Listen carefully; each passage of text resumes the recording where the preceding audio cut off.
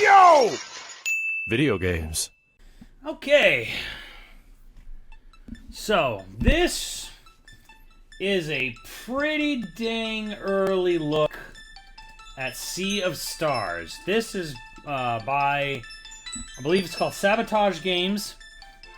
They did The Messenger, that Ninja Gaiden's inspired game where like you bounce between 8-bit and 16-bit, but this is now an RPG, which having checked out a little bit of it on Kickstarter, it's basically Chrono Trigger meets Mario RPG with a lot of aesthetics of Chrono Cross in a sense.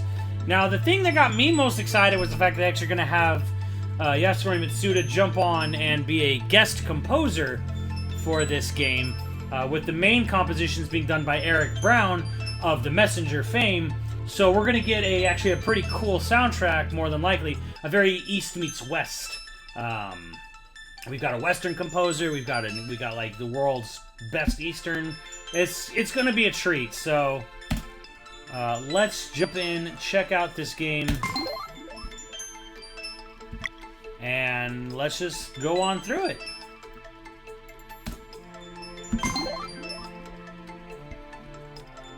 So this game is 2 years away, at least, from being released. Zale, a blade dancer born on the summer solstice, walks the path of the guardian god Solene. Belair, a monk born on the winter solstice, walks the path of the guardian goddess Luana. Yeah, it's obvious. As far as I can tell, this doesn't matter much. This is just who's in front of the party.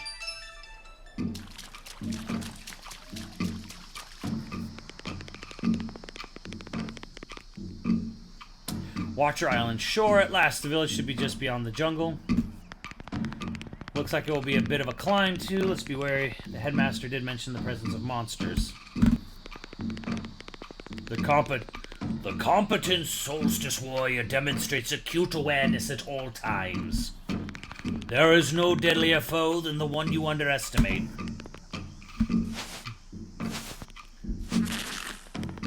Well, looks like we're about to find out what this island has to throw at us. Let's go!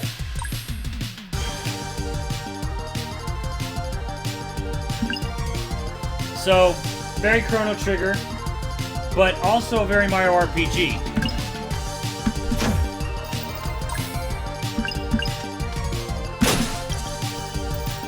Perfect timing on attack and defense.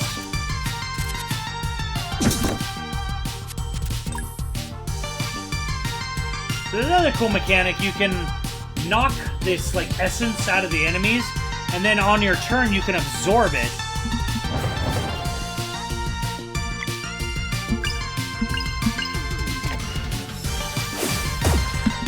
And I messed that up.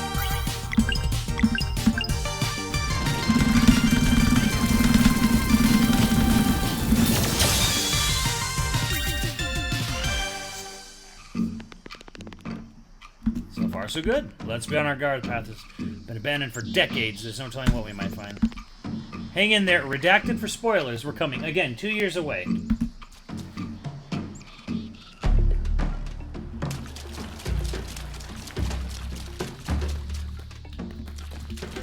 So right away, you're going to notice that this is a very high-quality sprite artwork-based game.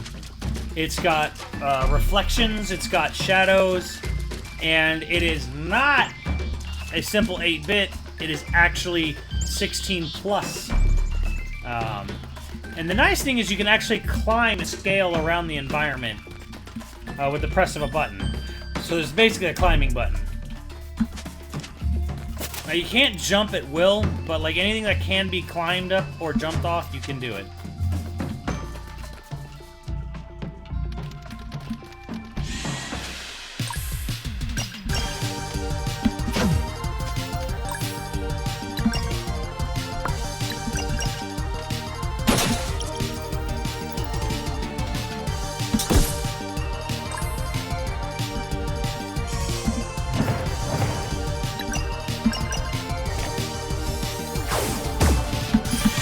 I'm so bad at that.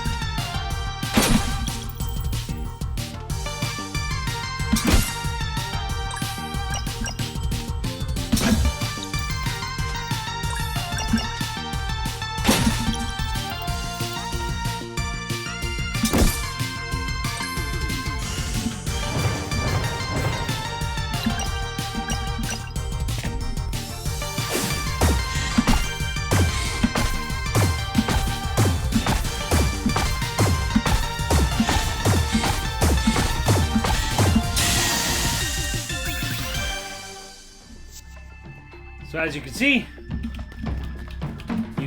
you have a lot more interactivity with your spells. Moon shards, those are used to power up your weapons and armor. Obviously, moon for the girl, sun for the guy.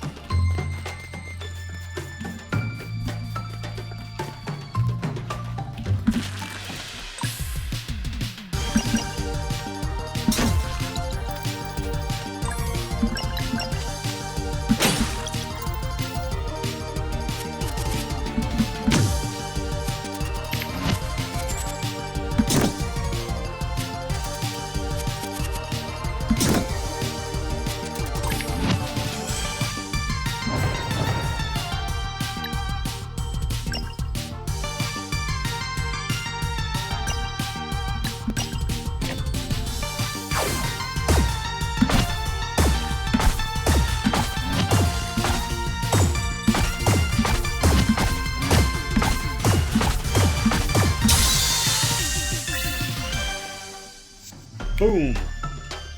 How does it feel? Well, I'm playing on a keyboard, so about as good as a keyboard can feel. As people have already noticed, the lighting on this game is really something to behold. Because not only does it have this sort of 16-bit plus aesthetic, more like a 32-bit really, it's got this crazy lighting system.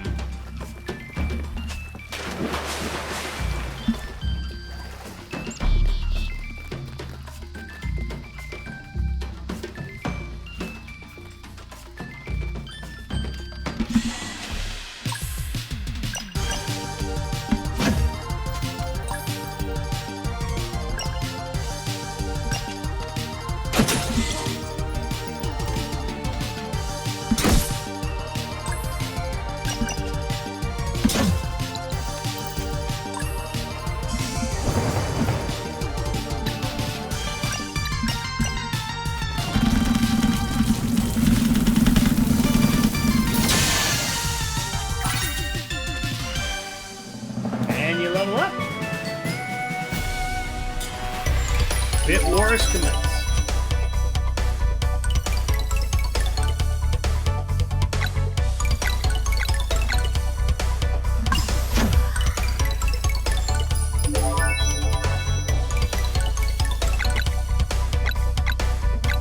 I really wish I could do magic defense.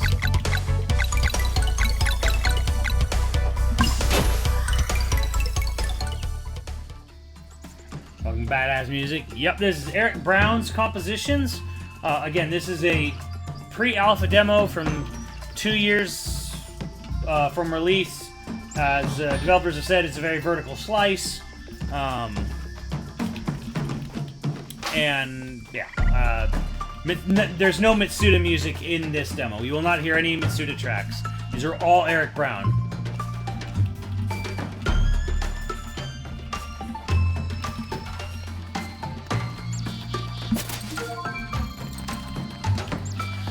So as you go around the environment, you can actually scavenge for supplies, which give you the ability to rest. And you get rations for resting. So, and you can do that basically as a means to get your health back. It's like using, yeah, exactly. And these are all unique. There's random different animations for how they're spending their evenings or whatever. That gives you health and MP back. So the interesting thing is that you don't have to buy a tent at a shop. You can actually forage for supplies, and then you build up and like, okay, I got enough for one rest. Is this going to be on Switch, perhaps? I don't remember. That's probably something I wish I could have asked the dev when I had the chance, to whether or not this is going to be on console. I think it hit its stretch goal for consoles. Eye of Yomara. Again, I love the idea that you can climb the environment. Oh, shit.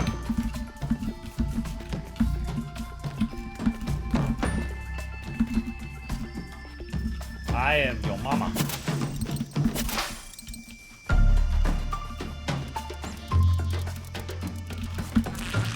I'm pretty sure it hit a console stretch goal.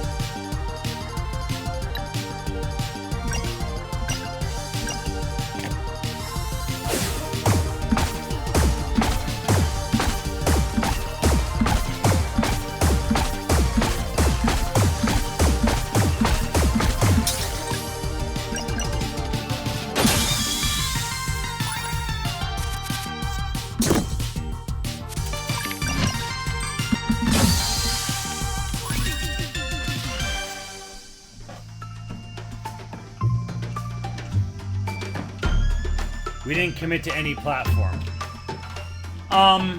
Right. So here's the funny thing about a lot of Kickstarters.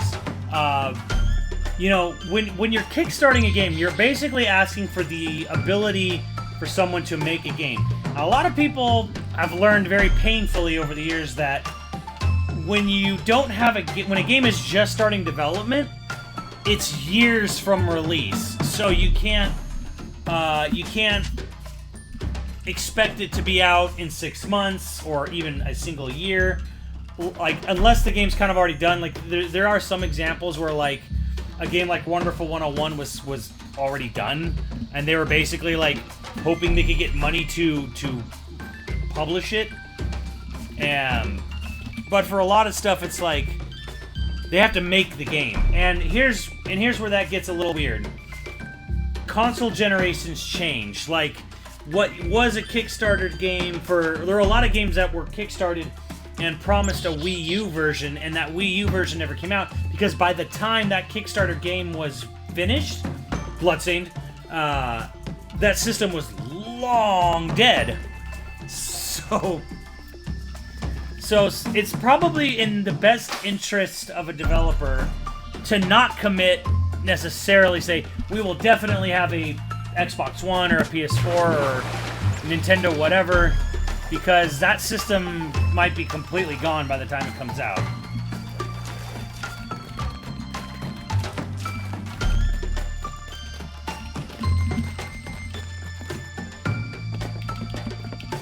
I think once the game's in a finished state, there'll be a much clearer picture about what it can and, you know, what they can do as far as release.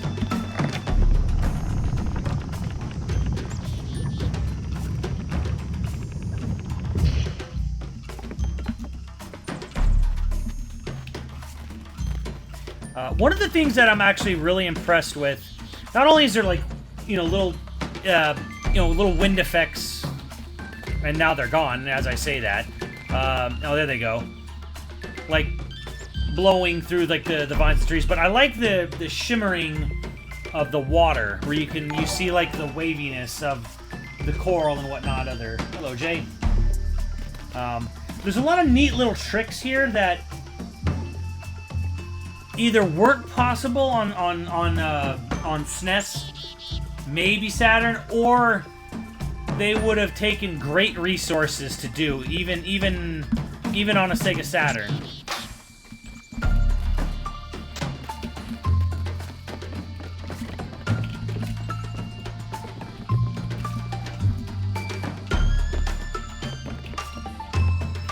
And one of the things I'm really interested, or really impressed with, is like, take for example, like this area, just this shot right here, if you will. Nothing looks particularly grid-based. Nothing looks like here's this perfectly aligned rocks and trees and whatnot. Like, it looks like a sort of natural landscape. It doesn't look like, hey, I'm just looking at, hey, I used RPG Maker, I plugged all the 4x4, 8x8 squares in, and I made a game world. It has a very organic look to it. Even when stuff is, like right here, like obviously, like it is very straight and narrow, but like they at least put little rounding on the edges and stuff, so.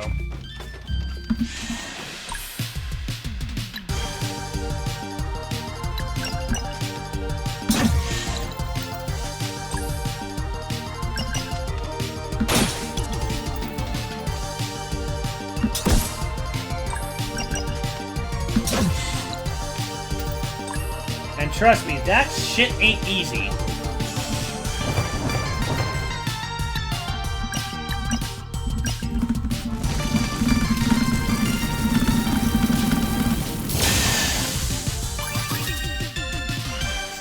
Actually, so there are assist attacks in this game. I don't quite remember what I'm supposed to do to get them. So sometimes when an enemy, they'll put up a thing where they'll kind of like Final Fantasy X-ish, where they're gonna do a super move, right? And they'll say, like, you'll see these little icons show up above their head, and you want to try to break them, and then somehow I know that's connected to the team attacks.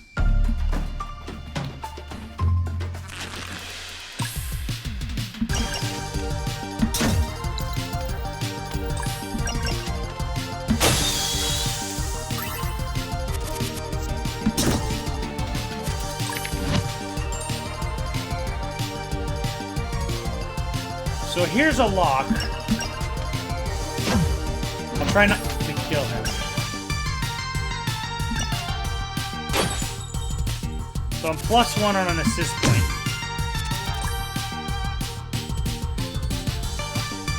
So I got an assist point, and I have 1 AP, which you can see right above my head.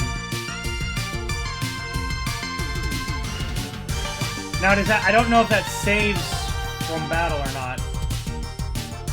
Select the skill, you see a prompt.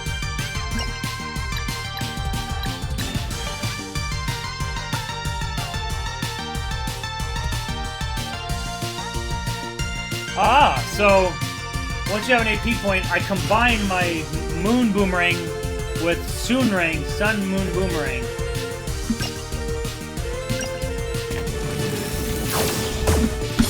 And I missed it.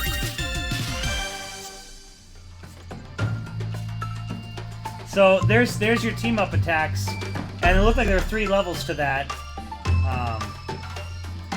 I mean, he died. I still won.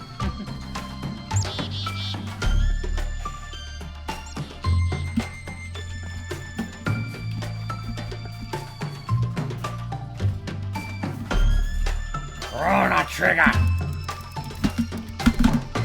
So yeah, you can actually sneak up on enemies and do a little bit of damage beforehand.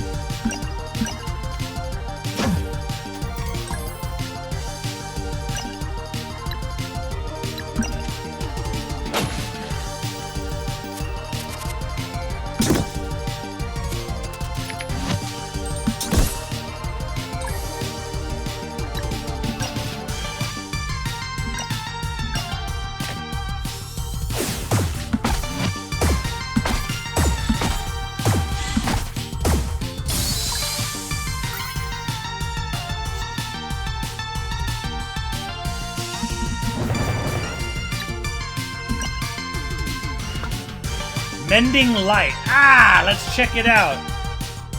Oh, it's a party deal. All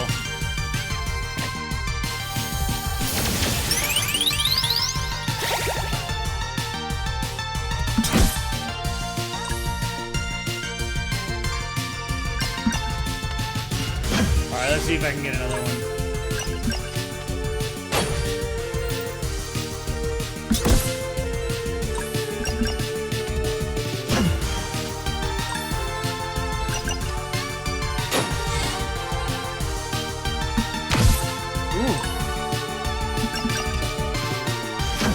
Hoping he goes and does a thing. I am missing the blocks. That's not good.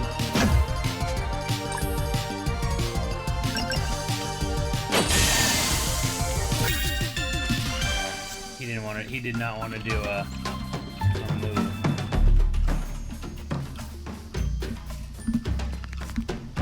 Check this guy out.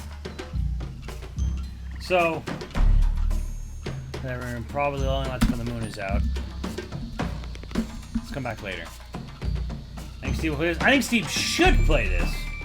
Will he?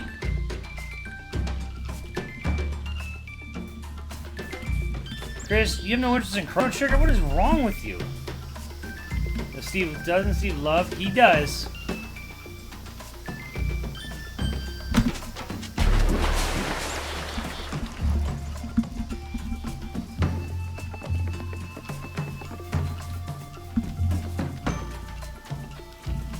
So, this is a video game, so naturally there is something behind the waterfall.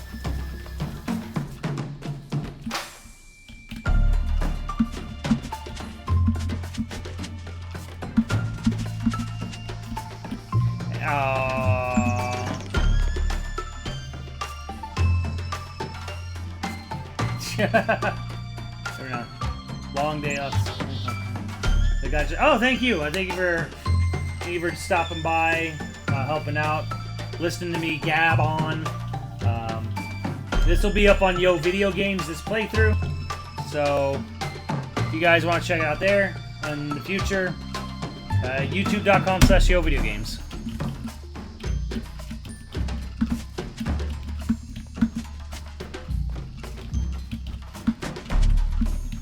Oh, I can't get back that way.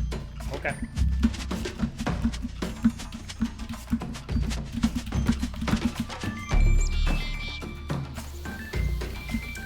So one thing you'll also notice, the time of day does change.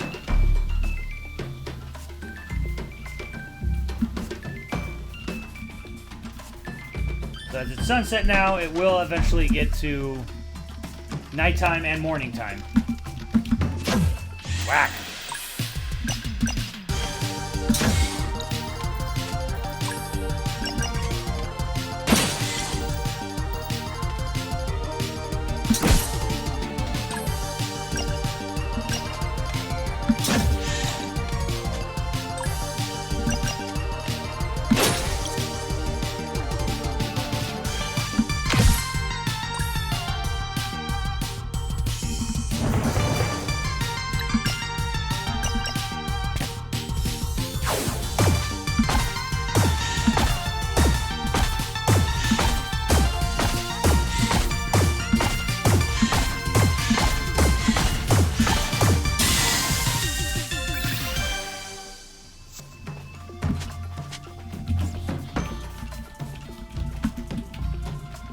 Yeah, there's a day-night cycle in this game.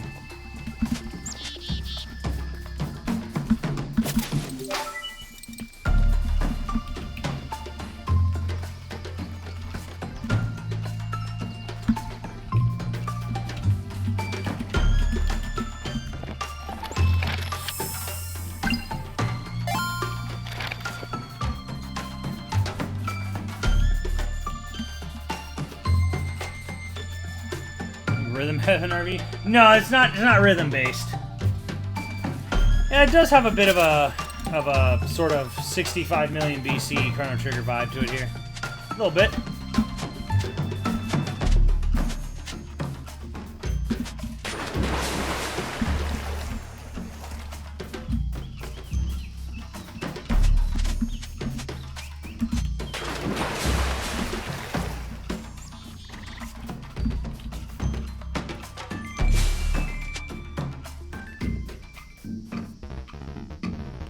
So the prey comes to Watcher Island. Great, another acolyte. What you learn? We've been through this already. You can't have the blank. So you say our temple is on this very island. We are much stronger here. We'll see about that. Yeah, make it count. Your life ends now, children of the solstice.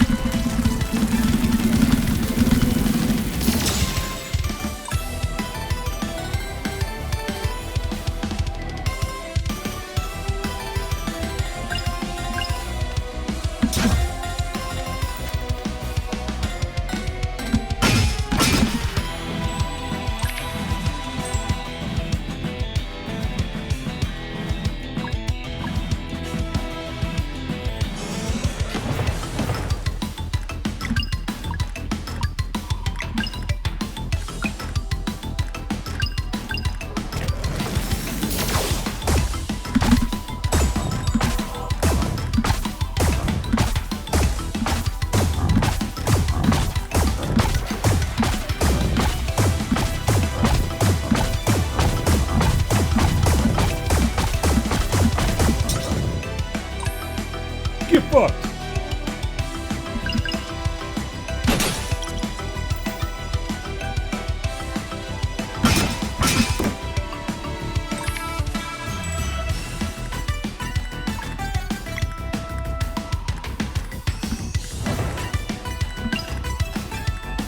Shit.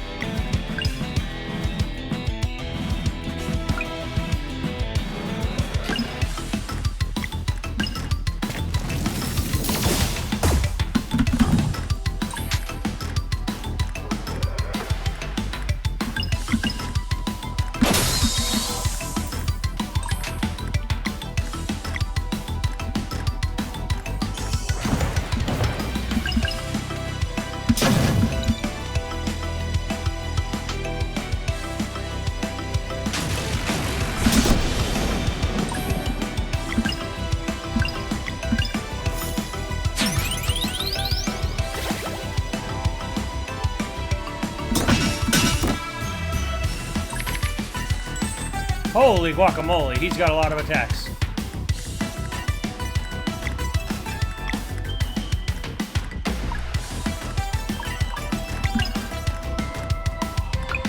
I'm not gonna be able to stop that.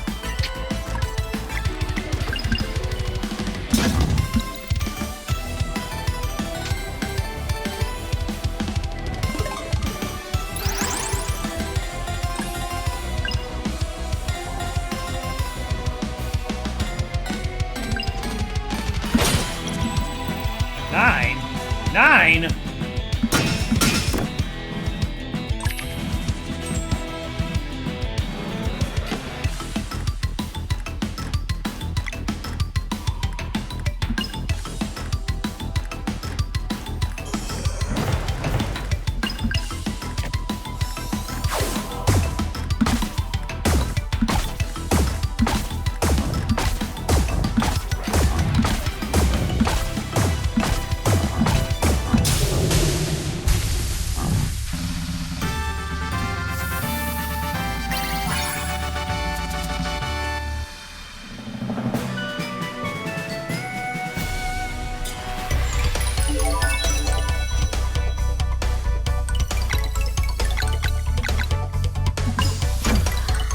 And much like Mario RPG, you get to choose what stat you want to boost. You get a little extra boost.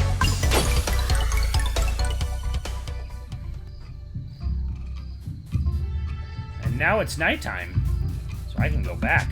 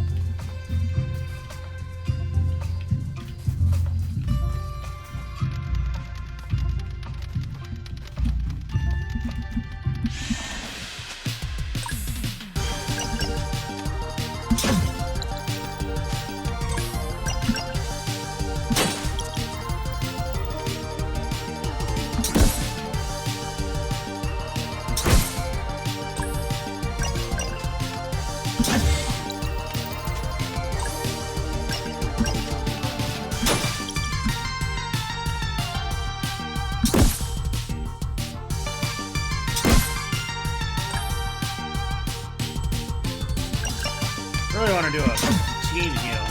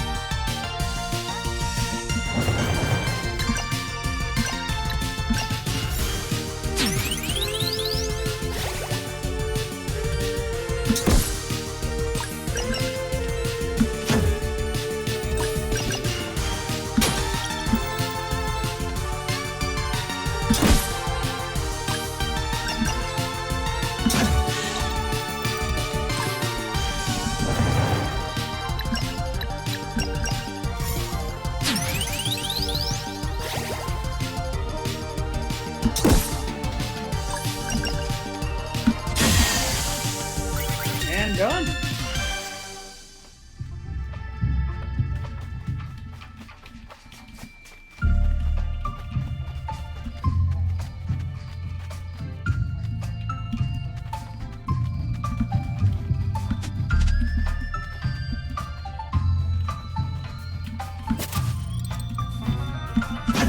Oh God, anonymous.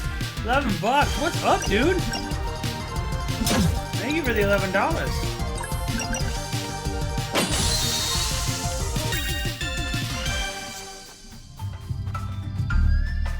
Anonymous.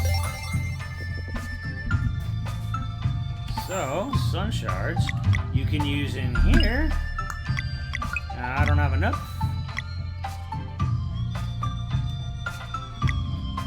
Neither does he.